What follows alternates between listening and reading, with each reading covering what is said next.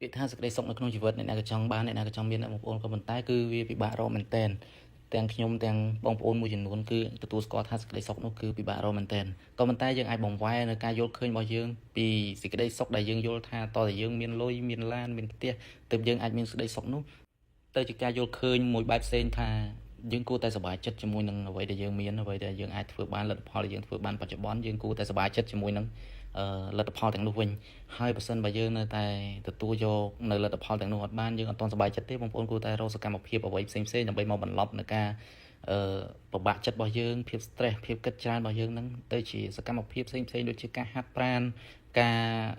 ជួបជុំជាមួយនឹងក្រុមគ្រួសារ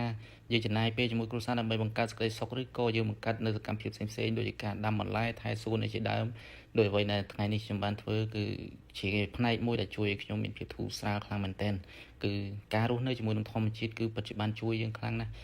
ខ្ញុំអត់បានទៅស្វែងរកនៅសំអាងអីពីវិទ្យាសាស្ត្រស្រាវជ្រាវអីផ្សេងៗទេប៉ុន្តែគ្រាន់ថានេះគឺជាភាពជាក់ស្ដែងដែលខ្ញុំទទួលបានពីការរស់នៅជាមួយនឹងធម្មជាតិការរៀបចំថែទាំសួនថែទាំដំណាំរបស់ខ្ញុំនេះគឺខ្ញុំអាចសប្បាយចិត្តគឺធ្វើឲ្យខ្ញុំមានភាពធូរស្រាលខ្លាំងមែនទែនដែលកន្លងមកខ្ញុំធ្លាប់តែគិតច្រើន